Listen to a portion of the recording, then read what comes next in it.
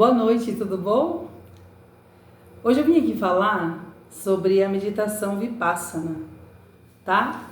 É um retiro que eu fui por 10 dias aqui na cidade de Santana de Parnaíba, no estado de São Paulo.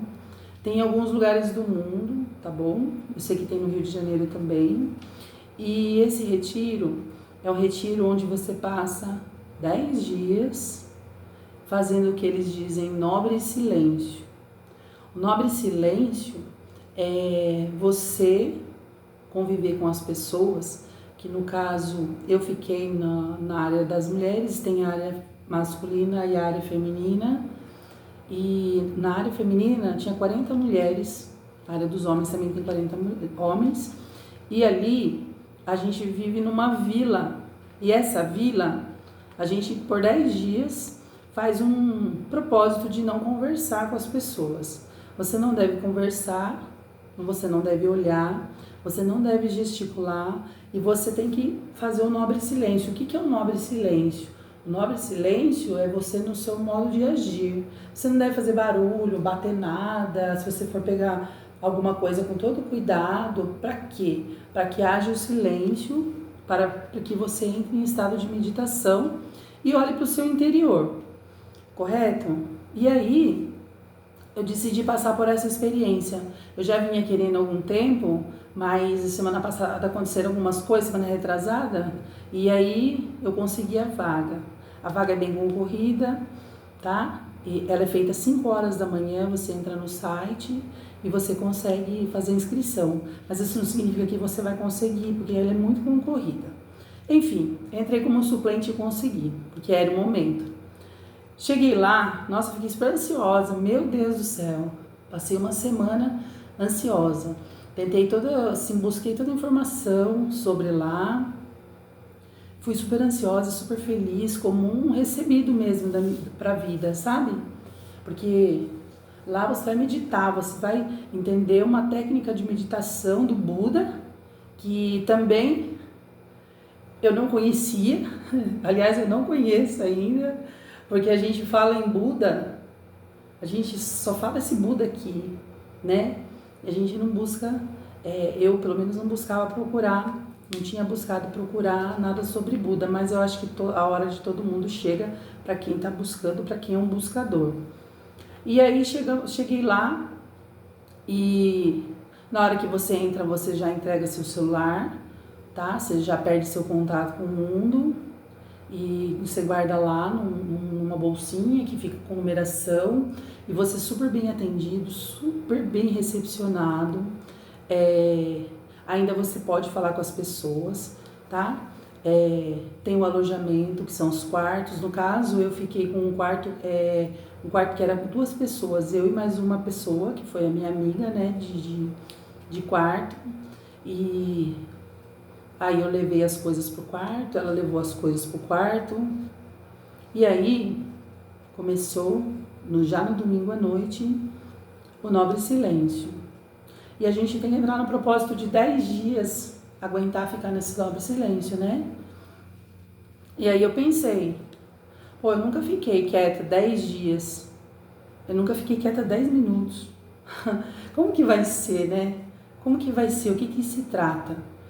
Né? E não pensava muito sobre meditação, não. Sabia que havia uma técnica lá. Falei, vou lá, vamos lá, vai ser legal. Eu tô na espiritualidade já tem um tempo, tô buscando muita coisa. Acho que tudo é aprimoramento, né?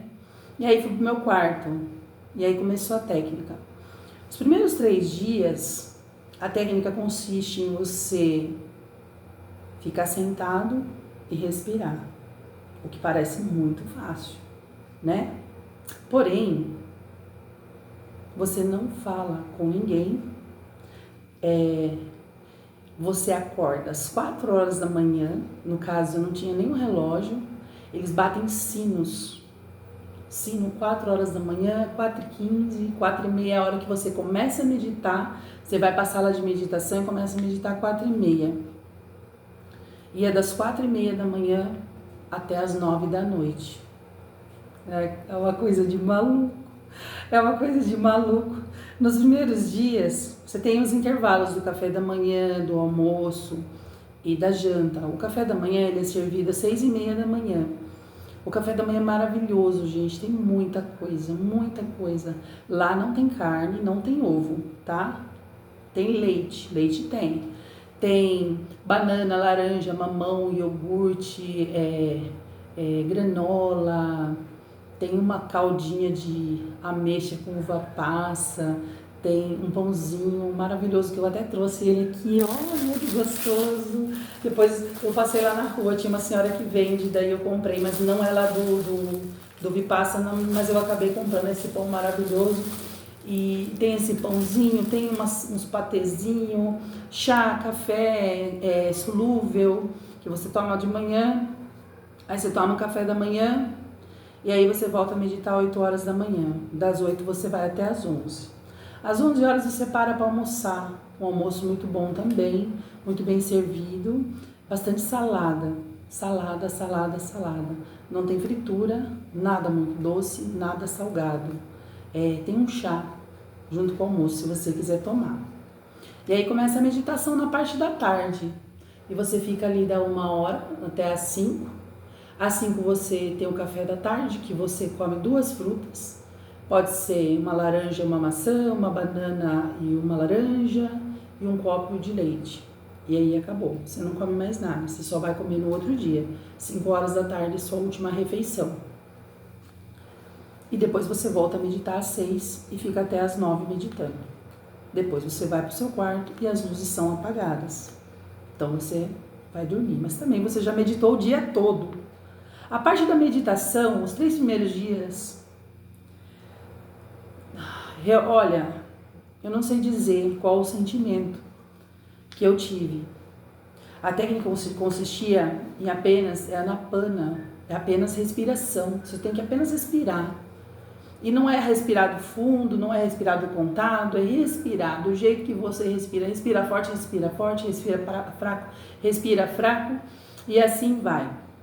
E esses 3 dias eu fiquei que nem uma lagartixa, porque eu colocava almofada, virava pra cá, virava pra lá, virava pra cá, colocava almofada. E eu falava assim, meu Deus, o que eu vim fazer aqui? O que é que eu vim fazer aqui? Mas, como eu sou uma pessoa muito curiosa, eu já tinha visto vídeos e falava nos vídeos que o 3º dia era insuportável, mas que depois passava. Então eu confiei. E passou. Não passou muito, mas passou. A partir do 3º dia, a gente começa a aceitar a dor, o processo de dor, porque é isso, é um processo de dor. E eu fui falar algumas vezes com o professor, sabe? Que eu sabia que a gente sabe o que tem para trabalhar, E uma das coisas que eu fui falar com ele foi: por que tinha tanta gente que tinha um encosto e eu não podia ter? Porque tinha um encosto para mim, um encosto para minhas costas, que eu não aguentava mais, não fazia sentido aquilo lá. Se meditação era só ficar sentindo dor e parada no mesmo lugar, qual o sentido da pessoa meditar? E aí ele me respondeu: apenas a pessoa que sente dor é a que se ilumina. E aí foi um tapa na minha cara. Então significa o quê? Significa que se eu for lá e não sentir dor, eu não vou iluminar? Não, não vai iluminar. Se você for lá e for tudo confortável, o processo não vai ser tão bom. E aí, a partir do 3º dia, eu criei coragem de sentir a dor. E aí eles entram com a técnica do Dhamma, que é a respiração, é a outra respiração, segunda parte. E aí, gente, poxa, aconteceu um negócio que eu não sabia. Cara, eu com meus 46 anos, tolinha que sou, fazia meditação em casa, guiada, e achava que meditação era aquilo, mas a verdadeira técnica da meditação do Senhor Buda consiste em apenas respirar. É apenas respirar. E olha, eu tô rouca até hoje, eu fiquei de 10 dias sem falar, voltei hoje. E é apenas ficar respirando. A meditação é respirar. E aí o que acontece? Acontece que você passa tantas horas respirando que você entra em estado de meditação, o que nunca havia acontecido comigo. Confesso que eu fiquei um pouco assustada, porque eu achava que meditação era só ficar ali parado, tipo, tranquilão, zen. E não foi isso que aconteceu. Eu comecei a sentir muita coisa, que aqui nesse vídeo eu não vou dar muitos detalhes, que foi o meu processo individual, tá? Mas para algumas pessoas que compreendem outros processos, eu vou dizer, eu entrei na força. Eu passei 10 dias na força. Você sabe o que eu quero dizer, né? A força, é ela mesma. E nessa força, eu tive todas as viagens que uma pessoa da minha consciência pode ter. Todas as pessoas. E foi uma coisa muito louca e muito maravilhosa, porque o processo de sentir é muito grande. Eu lembro que eu sentia a pulsação do meu coração, no meu ouvido. Eu conseguia sentir o alimento passando no meu corpo. Eu conseguia sentir muitas coisas que eu nunca consegui sentir na minha vida. Eu consegui sentir a dor de estar perto de alguém, que era no caso a minha amiga de quarto, e não poder desejar uma boa noite, desejar um bom dia. O processo gente, é uma coisa muito louca e muito maravilhosa. Quando se fala em nobre silêncio, eu chegava no refeitório e eu via as pessoas fazendo nobre silêncio, e eu sempre olhei muito para o externo e eu já sabia disso. Que isso era um problema que eu tenho que lidar. Mas como uma terapeuta, eu também tenho que buscar isso, porque eu não posso olhar só para mim, porque o humano é muito complexo, né? O que é bom para mim não é bom para o outro. E lá no refeitório, eu via as pessoas fazendo nobre silêncio, e para mim não era nobre silêncio. Porque elas iam comer, elas faziam muito barulho, elas batiam o garfo, elas batiam o copo, elas batiam... Aliás, o refeitório era um negócio assim, era aqui no meio um balcão que tinha uma madeira, todo mundo sentava aqui, ninguém tinha acesso ao rosto de ninguém, na parede aqui também ninguém tinha o acesso ao rosto de ninguém, então você não almoçava de frente para ninguém. Mas você sabia que estava todo mundo ali do seu lado. Então ficava uma fila, você pegava, comia a sua comida, levantava, lavava seu prato e ia embora. E naquele momento eu não vi o nobre silêncio. Não vi. Eu vi as pessoas batendo muito com o garfo, com a faca, com o copo. Pá! Engolia, fazia barulho. E aquilo me incomodava de uma forma que eu perdi o foco até da meditação que eu tinha que fazer. E aí eu falei, eu vou falar com o professor. Para levar minha chapuletada já, né? Vamos lá levar a chapuletada, que foi aqui que eu vim aqui para tomar, né? Para poder aprender. E aí eu fui e falei com o professor, professor, tá acontecendo alguma coisa que o nobre silêncio não tá sendo feito no refeitório, né? E isso tá me incomodando. Não só a mim, eu acho que a várias pessoas, porque aí a gente perde o processo da meditação. Nesse momento ele olhou para mim, ele me deu um sorriso tão bonito, um sorriso igual ao sorriso do Buda, e falou assim para mim, acalma sua mente, e me deu um sorriso. E eu abaixei a cabeça, agradeci, porque não vou ficar batendo de frente, claro que não, né? Não fui lá para isso, fui lá para aprender. E fui pro meu quarto, acalmar minha mente, e aí me veio, no outro dia em meditação, o seguinte, quando ele disse acalma minha mente, para eu acalmar minha mente, na verdade, ele teve uma compaixão tão grande comigo, porque ele poderia falar 1000 coisas para mim, mas ele falou acalma a tua mente. E aí, eu aprendi sobre a compaixão. Compaixão não pelo que eu sentia pelo próximo só, pelo que ele sentia comigo. E esse sentimento foi um sentimento tão forte, que eu nunca mais eu me incomodei com ninguém, com o barulho de ninguém. Porque as pessoas faziam muito barulho. E eu fiquei tão tocada com as pessoas, porque as pessoas elas estavam na mesma situação que eu, passando pelo mesmo processo, e eu precisava ter compaixão. Porque para uma pessoa se iluminar, não adianta. Primeiro ela precisa ter compaixão. Como que você quer iluminar as outras pessoas, passar amor, se você não tem compaixão? Se você não compreende o processo dela e não sabe por que ela sofre, por que ela tem que fazer as coisas dela, você quer que faça do seu jeito, do jeito que você acha que é certo? E aí me bateu muito forte esse sentimento. Muito forte esse sentimento. E aí os dias se passaram, as meditações eram bem demoradas. Depois começou uma meditação chamada Aditana, que a gente precisa ficar 1 hora pelo menos parado, sem movimento. E aí eu fui falar com o professor de novo, né? Porque como que eu vou parar 1 hora? Sem mexer, nem meu dedo. Não tinha como. E aí ele me falou sobre o sofrimento.